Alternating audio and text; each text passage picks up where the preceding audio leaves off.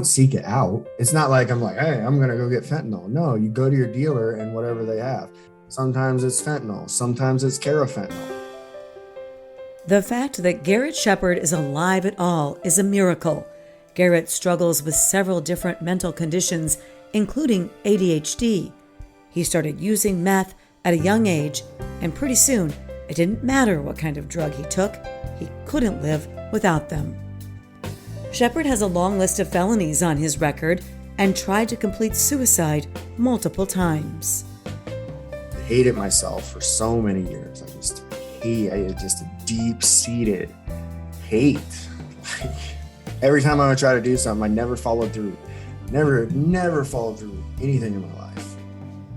But today, Sheppard is following through and has turned his life around by getting psychological help, plus incorporating exercise and a healthy diet.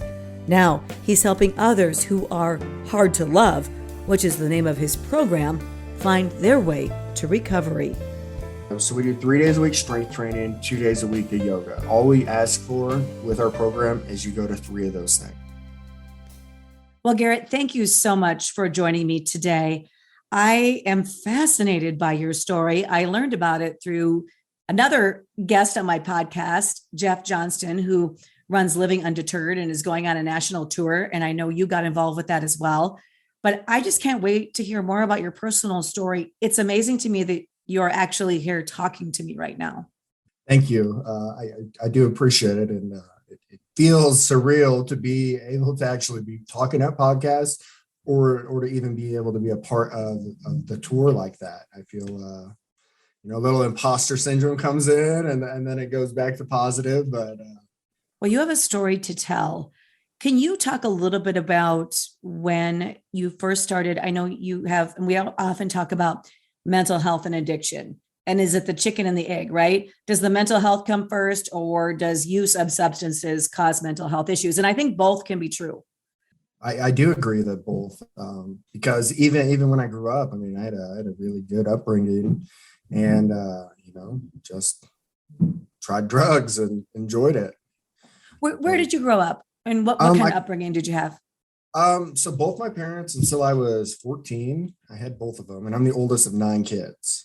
Wow. So a little bit, but both of my parents, didn't even try drugs until I was 16. When I tried drugs, I tried weed, coke, and PCP the same night. So whoa, back up. So 16, what made you? You weren't scared, obviously, to try those 3 things your first time. No, my parents really brought me up to not be scared and just to do things head on. I played sports, every different sport you could name, and was all state and a 3-athlete all state almost every year. And they just taught me not to be scared and just go full force into everything.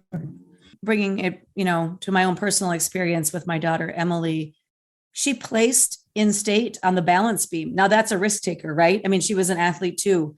And I thought by having her involved in athletics, I would sort of insulate her from doing drugs, right? I think we parents may think that is true. Obviously not. Yeah, there's no real rhyme or reason why I can say that I got into it, but it just happened. And then, you smoke some weed and you like it. It mellows you out, especially if you have ADHD and you're constantly being, you don't feel the same as everybody. Your brain doesn't work the same as everybody. You don't walk the same, talk the same. And then in class and school, you can't slow down enough to even memorize the information, because every time you slow down, or every time you try to concentrate, ADHD, they don't teach you this, but it shunts off your frontal cortex. So the more you concentrate, the less you concentrate with ADHD. And you'd always experience this. Had you been diagnosed as a kid or no? Yes. And my parents didn't believe in Ritalin or Adderall or anything like that. Okay. And so you tried these substances, and did they slow you down? Did they make you feel normal? I think marijuana made me feel normal. I didn't really like PCP or Coke, because it shuts off like emotional stuff. And I think that happens a lot with people with ADHD. is when they do an upper or something, it like shuts you down to where you're just emotionless. You don't even laugh or anything. Okay, so you're 16 years old, you're an athlete, you're experimenting. At what point did using become a problem for you? I mean, I played, I did good in school. I played sports. I'd probably say 17 or 18 when I tried meth. And was Uh, that just because it was a natural progression for you, or did you stop and think about, I mean, did you think this out or did you just do it? uh, I didn't really, drugs didn't really have a hold on me back then. I loved marijuana, but I would dabble, I would try acid, I would try shrooms, I would try ecstasy, and they were enjoyable. And I think it was just a progression. Well, it's like, well, these don't have a hold on me. I don't need any of this. Why not? Like try them all. And so you talked about, having ADHD and how uppers actually took away your emotions, maybe even slowed you down. Well, meth is an upper. What was your experience with meth? I hated it when I first did it. You hated it. I hated it. I didn't even enjoy it while I was doing it. I don't think I ruined my chances at college basketball for a little bit. I thought so. I just dived deeper into drugs. It just progressed into when you're doing drugs and then you're doing so much meth that you're gonna feel good for a couple days. I mean, there's just no way. It's hitting all your endorphins and all your so on this euphoria scale, you're like, oh, okay, I'm good. So Yeah. So you were worried that you couldn't play college basketball. At this time, you started trying meth. What happened then? I did a lot of meth. like for about a year, we did meth. I mean, it affected my athletic ability. I lost a ton of weight right after high school. I was probably down to a $160, $150. I walk around at 280 right now. So I Wow. was like, yeah, 6'6", 280. So I was small. And I stopped finally. And I got back into school, got my head back straight, and then college basketball did want me. Able to go, yeah. And how long were you not using anything at that point? 6 months. I was still smoking weed, which I did before every basketball game, before every football game, for every track. I still smoked weed every single time. Did your family know about all of this? Not really the meth until like later. They knew about the weed, but it's kind of hard when it's like, how do you stop somebody who is like succeeding and doing really well? Right. So they just kind of tolerated it. In other words, you're doing, but at some point things took a severe turn for the worse. Can you tell me what happened? That first binge on meth, 18 to, I would say, end of senior year to almost 19 when I started college again. It was just bad. So I didn't start college until January the following year. So I went all the way through the year, and that was a real bad turning point. Things get a little crazy. You're in situations that you don't want to be in because you're on meth. And at this same time, you're dealing with mental health issues. So when I quit, not knowing what meth and stuff was doing to my brain and how smoking weed and how meth starting at a young age really affected my frontal cortex Right. and my brain development, I just thought I was stuck with a lot of anxiety, which a lot of people with ADHD have anxiety too. But it was like high anxiety, high depression. You feel worthless. You feel like you're lost in the world, especially, and this is where we're going to go back to the athletics, especially with athletics. If you don't put anything behind the athletics and you're just defined, and that's your whole thing is pro athlete, doing this. This is my whole thing. There was nothing else I wanted to do. Who was I when that was gone? Whole identity is around being an athlete. That's what I got praised for. That's what I was good at. I wasn't good at school. I mean, I was passing. Sure, you had ADHD. I could pass the test, and that's why I passed through school. Is I could get enough of the information where I could pass the test with B's. Plus, you're right. Like your whole identity was around being an athlete. Plus, you really hurt your brain by starting use. I don't care what it is, well, especially marijuana, but alcohol too, and other substances at such a young age. You think it's you, right? I mean, you don't realize what you've done to your brain. Exactly. Exactly. And did you last in college? I lasted a semester. Felt like an imposter. When you're off of meth, you have this like meth brain. Your brain isn't functioning normal for like the first 6 months. I don't care what they say. Even the way you're processing what people are saying to you is not correct. You're processing it different. Your neurons and everything going on in your brain is firing different. So like for the first few months, I couldn't even make friends. I couldn't have conversations because you don't even know how to at this point because meth like made your brain mush. I've always heard it takes 13 to 26 months for the brain to recover from meth use. Yeah. Yeah, you didn't stay in school. No, I went back home when I lived 2 hours away in the middle of the country. And I went back home at this time and we got into this huge brawl. I ended up in jail for 8 days. I got my nose bit off, all sorts of stuff. Still not on drugs, but yeah. But you couldn't stay away from substances. Was it always meth? Did you always go back to meth? I mean, during this time, my friend his dad had this disease that only like 1 in 10 million or 20 million had. And he was getting, this is early 2000s, he was getting Oxycontin 80s. And he didn't take them. So he just had, I'm talking 2 dresserfuls, like two drawers full of like giant pill bottles. Remember, if you don't remember this, back in the early 2000s, they were quote unquote non-addictive. Right. So they were giving them out like candy. Like they were just hey, giving these out. So we were doing those all day, every day too, at the same time. And then things got really dark for you. How old were you when things got really dark? Because I know a little bit about your story and I know that at one point you wanted to give up, or more than one point.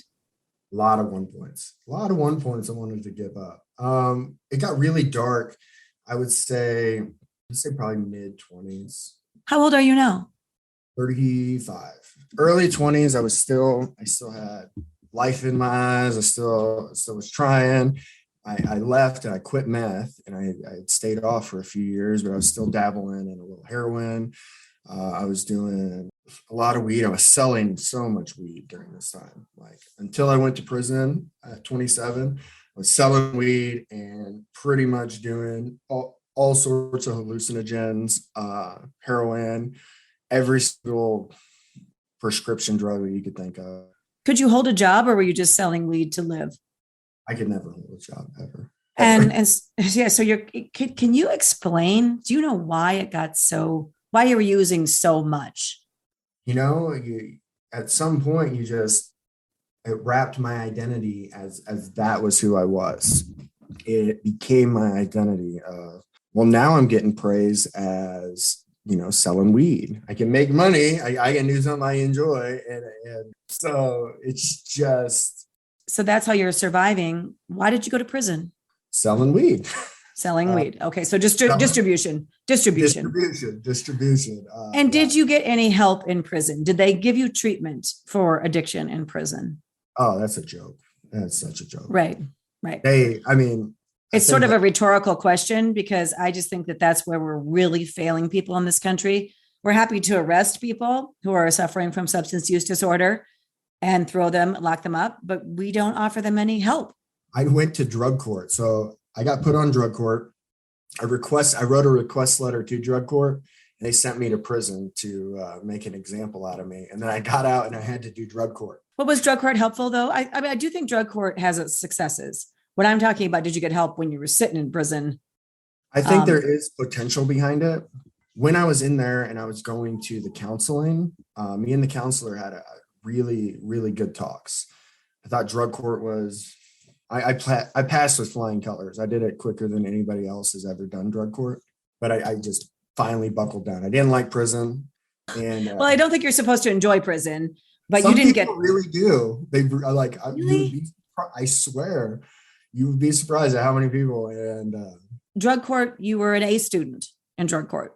I was an A student in drug court. The counselor did a lot of good work though, and I enjoyed, but I always had arguments with them. I'm like, why are you guys just saying this? You should do this. You should do this. And these are arguments I would have, but you don't do anything for them.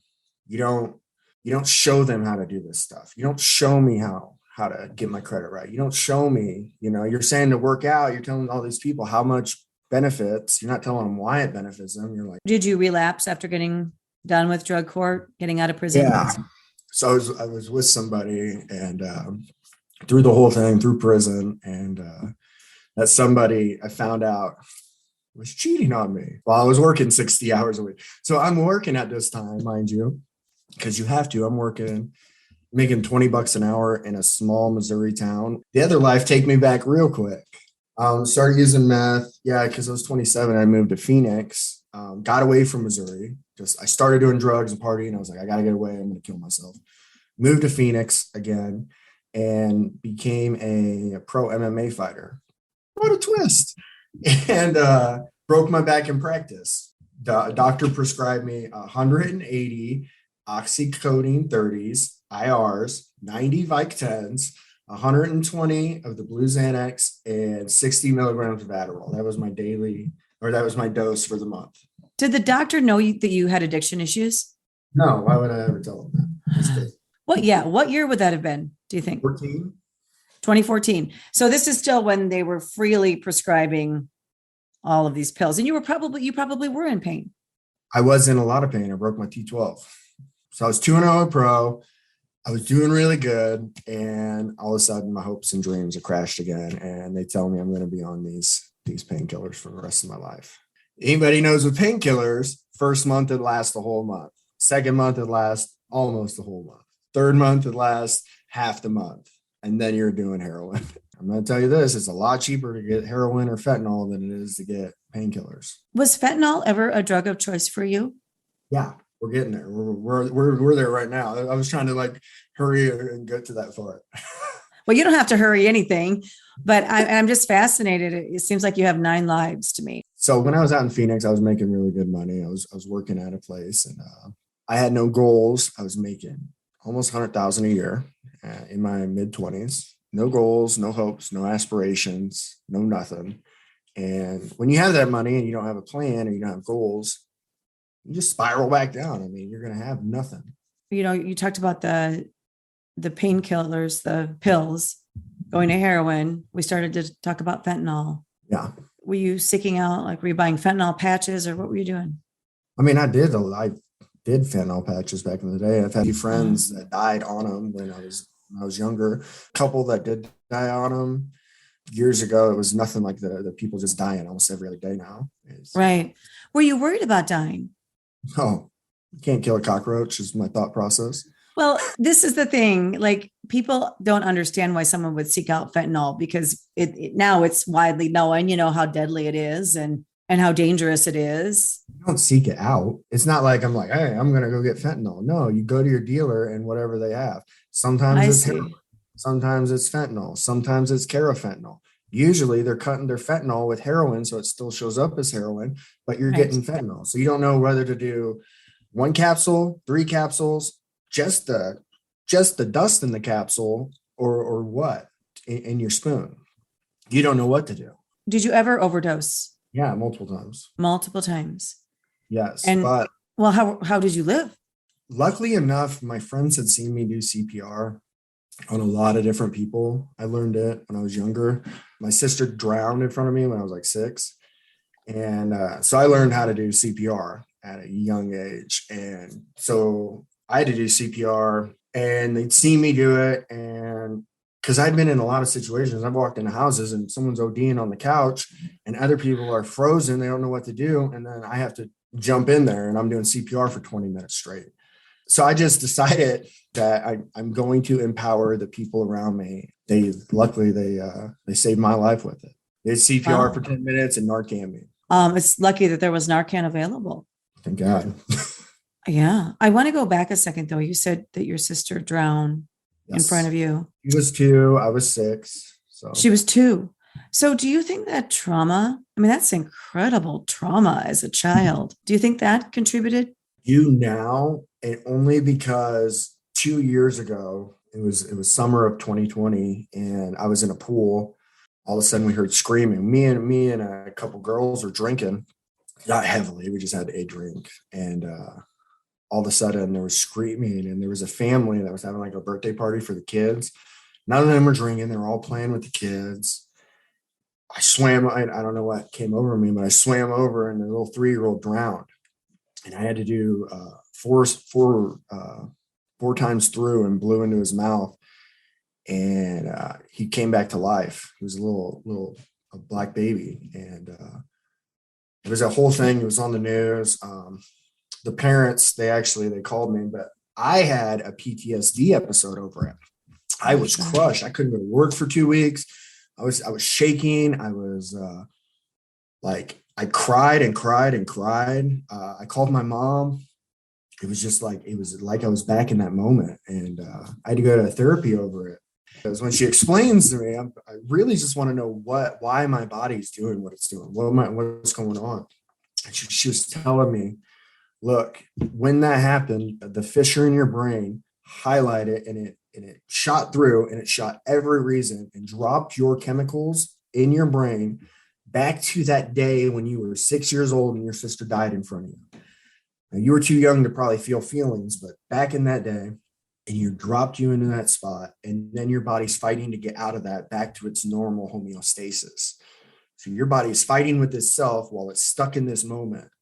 That saved that part when she finally explained it to me what was going on. I was like, oh, okay, I can get through this. That made sense to you. So you could get through it. You could work through it. But I do think, they say, trauma during childhood does really, and trauma is different for everybody. And that's a clearly traumatic event. And you've got the ADHD you're dealing with, and kind of makes sense to me. Although just the way you describe how you lived for so many years and overdosing and attempting to complete suicide, it's a wonder you're here. And so I do want to talk about what turned things around for you. Like, at what point had you had enough? Were you sick of it? So still, I got even further into the addiction during that time where I broke my back from 27 on, and I just fell into the worst binge of my life. I didn't care. Didn't care what I was doing. I was hurting people. I was violent at this time. I was just doing stuff. And every time you relapse, I just want to let this be known. When you go back, you're just a little bit more psychotic, a little bit more sociopathic, and you put up with a little bit less from other people out there.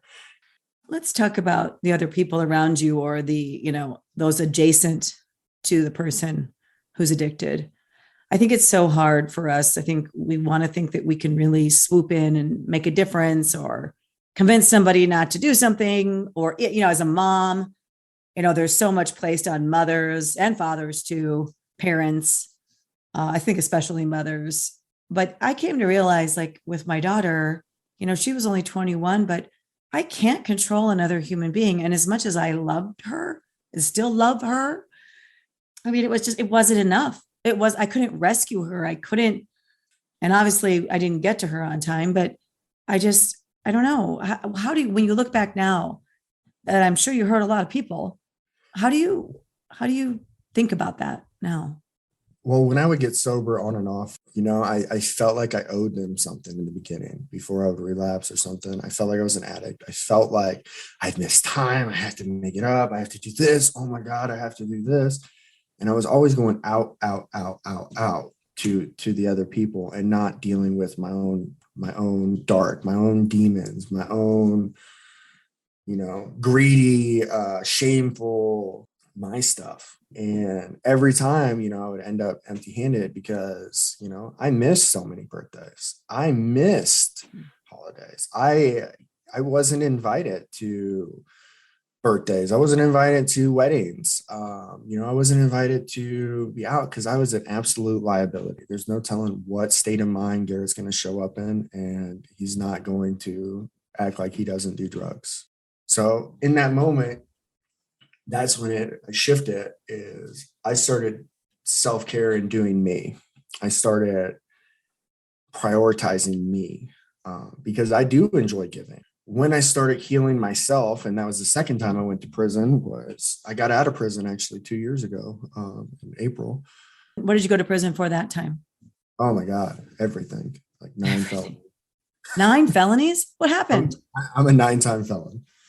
3 or 4 different drug charges, fraud charges. I mean, just like I just didn't care at that point. Yeah. And you were trying I probably to just get money to support your habit, I'm guessing. money to support my hat, money just to do anything. I mean, I did not care about myself at all. I thought I was expendable. I was going to never amount to anything in life. I hated myself for so many years. I had just a deep seated hate. Like every time I would try to do something, I never followed through. Never followed through with anything in my life. Every time my mom would help me out or anybody would help me out, I would just let them down. Do you think there's anything that could have made a difference early on so you wouldn't have had to go through so many years of this? Yeah. Understanding ADHD, understanding the brain chemicals, honestly, and understanding what my brain is actually doing. Now I take L-tyrosine because it helps regulate your dopamine. It's a amino acid. Every person with ADHD should be taking this. L-tyrosine, Dr. Daniel Amen, the ADHD guy, he talks about it a lot. And I mean, I take it, the kids take it. I mean, it's an amino acid that your brain is lacking to help you produce the dopamine so you can focus and do tasks.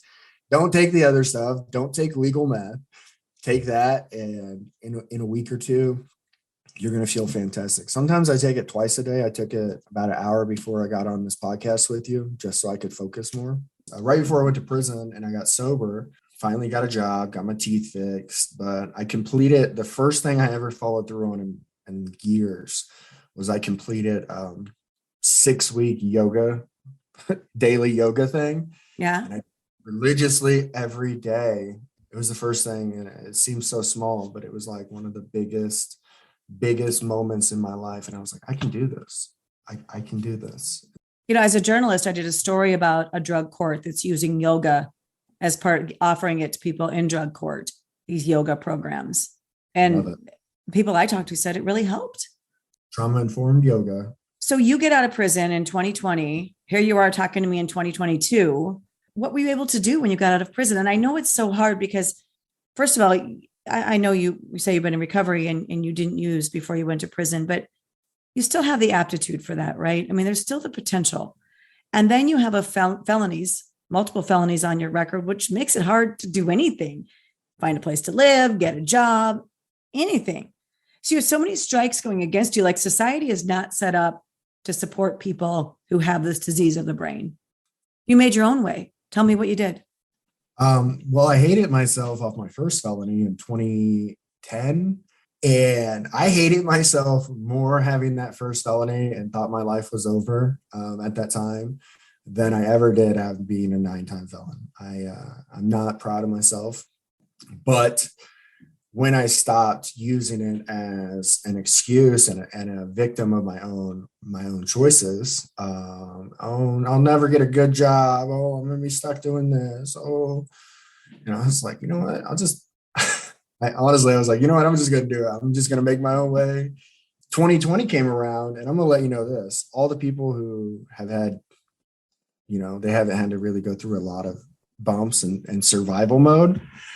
And they were like worried and stuff. Man, it's just even the playing field for me. I'd been living in the gutter so long. I was just like, I was like going straight to the top. I was like, ew. And that was what happened. I think it evened the playing field. And I was just like, I'm going to figure this out. I'm going to learn how to do it.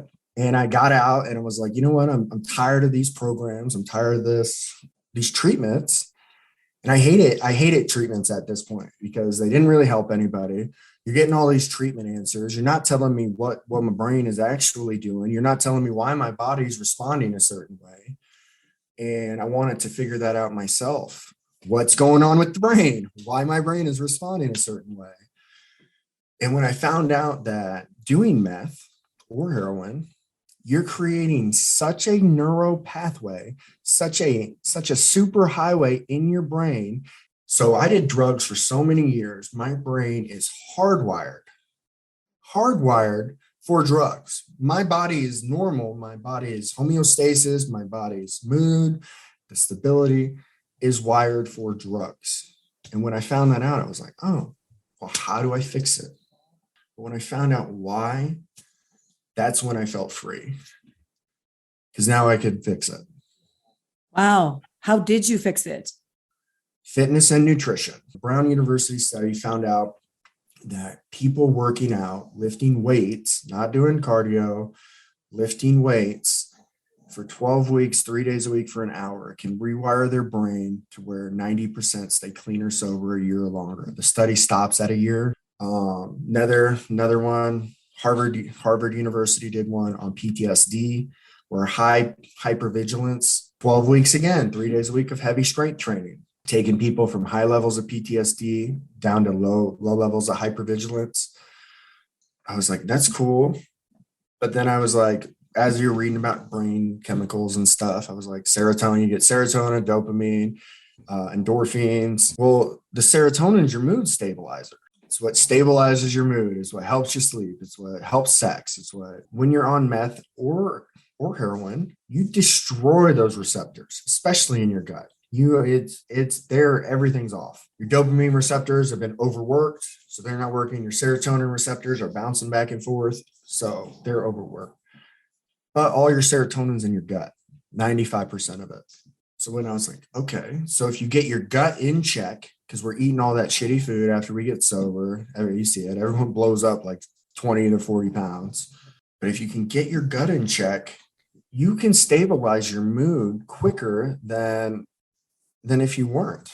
Just in life, even the people who are obese, which is 3 out of 4 Americans now. Right. So you start on this path of fitness, and that fitness piece, I don't suffer from addiction issues, but I've been working out since I was 13. And if I have to work out like 4 or 5 days a week, and most of it, I do a lot of weightlifting. I do some cardio though too, but I do it. Probably when I was younger, I did it for more appearance reasons, right? I mean, more societal reasons. But now I just do it because I feel so much better and I can handle all the stress and pressure of life. And I have a lot because I'm really, really busy, but I have to fit that workout in. And I think it's, that's just, it evens me out. The nutrition part, I want to know, like, so you told me about the amino acid that you're taking to help with focus, help your brain. What do you do for diet? It's more what I don't eat. I don't really follow like a strict diet, but I don't ever drink soda. I don't eat fast food. And honestly, just cutting that stuff out. I try not to eat a lot of sweets, but don't get me wrong. Like there's cheesecake upstairs for I try to detox from sugar all the time, but I think fast food and soda, I think they're poison. That's what I think. They are poison. People they want the quick, easy fix, but yeah, cutting that out of my life has cut out a lot of my anxiety issues, cut out a lot of my other issues, because the stuff in there is not real food. And what they're putting in there is actually affects your cognitive and your mental health. So what have you done about your back pain? Once I strengthened it, a lot of yoga. I mean, a lot of yoga. But once I strengthened that part, yeah, I haven't had really back pain from it. And so you've been in recovery for 2 years. 3 years. Okay. Oh, that's right. A year before prison, right? 3 years. And congratulations on that. And during this time, since you've been out of prison, the exercise, lifting weights, weightlifting, and that seems natural fit for you being an athlete and being a fighter at one time. Maybe that's not natural for everybody, but it seems like a natural fit for you. And then the nutrition, is there anything else that you're doing that has helped? What about psychologically? I do yoga every day, mindfulness meditation and yoga every day. I only have to make time for that. So I do it either at home in the morning or I do it at work. If I'm in between calls or something, I just have a yoga mat and I'll just pop it out and do 20, 30 minutes of it. But that would be the best. I do EMDR therapy. Can you explain how that's worked for you and what it is for people who are listening who may not know? Eye movement desensitization reprogramming. So it's a type of therapy that you build a timeline And you get to the thoughts, like a lot of my thoughts are, I'm worthless. This is what people in my life are doing to make me feel worthless. This is why. And then we go back to the beginning of my timeline of my earlier life of like original thoughts of why I felt worthless. And as we're doing that, we're closing the fissures on my brain because I have complex PTSD, and we're closing different fissures and moving down my triggers from like where I was like a 7 out of 10, where I would be down at the house 4 days a week sometimes, to now I'm only a 4, where yeah, it happens, but I don't get pushed to the house from when my episode happens. So that therapy has really helped you. I've been doing it. I do it about, now I'm at every 2 weeks, but I've been doing it once a week for a year and some change. So have you forgiven yourself for some of the things that you did while you were actively using? Yes. So the way I moved past is when I started investing in my self-care, not making other people make me feel bad for my own self-care, because I love putting other people first. But if you don't put yourself first, you're nobody else is. I promise you. I promise you, everyone, not that they don't care, not that they don't love you. How's your relationship with your family today? When I first got back, this is good. You'll like this. Got out of jail, started drugs again. I was in and out. I've spent years in jail, county jail, in and out. And I got out and I started doing drugs again. And this dude, right before I tried to kill myself, he poisoned me. I went home finally. I called my mom after I tried killing myself. And then like a couple of days later, he poisoned me, and he ended up trying to shoot the cops. He was in a shootout with the cops. I don't know where he's at now, but I came home and my sisters and my brothers didn't want me. I was 30, 31 at the time, but they didn't want me home. My mom was the only one. They didn't like me. They didn't talk to me. And my mom had to bring me back to life because I was still like, I'm not going to the hospital. I'm doing this. So I'm dying, detoxing, dying, poisoned. And my mom had to bring me back to life. I probably super scarred her, but seeing me like that. But I didn't expect anything from them. I say this a lot. They 4 months in, they seen the change in me a little bit, and they invited me for iced coffee with them. 4 months in of living in the house, they didn't want to talk to me. But how can I expect? Here's my thought process. This is where it shifted. I'm gone. That's abandonment. I abandoned my family, my loved ones, and then I come back. Hey, I'm sober. I'm good. Hey, and I have expectations that they should like me. That I didn't treat them bad. No, I didn't treat you bad. I was gone. Yeah, dude, I was gone. I was abandoned them for years, and I expected to come back and them to be happy that I'm back. Why would they want me back? I'm a liability. So then they brought me to iced coffee. This is before I went to prison the second time. All of a sudden we became friends, and they started seeing the difference. They shifted the change, but I never had any expectations of them. All I did was invest in myself and push forward and do things. They didn't trust me. They didn't come to me. And now now they were the ones that brought me to prison. They cried. I never had them show up to one court case. And like I said, I've had a lot. They drove me. They sat in court with me, seen me in handcuffs, and then came on visiting day. And we've been close since. And I'm so happy that you had that in your life. Yeah. And then you started a nonprofit. And then I started a nonprofit right when I got out of prison, because I wanted to fill the gaps in the programming that they have for recovering addicts. So I started Hard to Love. Our mission is to help at-risk populations gain their lives back through fitness and nutrition. Those gaps that I've seen throughout the years I've been to a lot of different rehabs that I didn't touch on. When I seen, so we do 3 days a week strength training, 2 days a week of yoga. All we ask for with our program is you go to 3 of those things. You can go to 2 yogas. That's fine. But you go to 3 days a week of working out. And then we do cooking classes where we teach meal prep, and we teach how to cook for your family, healthy meals. We cook for the community, one of those classes. Then we do money management, where we teach wants versus needs, budgeting with a purpose, credit repair, and we teach a few other things throughout that. And then we teach job skills. And, you know, I've been to many jobs. I've had on and off. I could never hold a job, but I've been to many. I always went for the highest paying job when I got out of prison or jail or anything. Took all my time, took all my energy, and then I spiraled back down.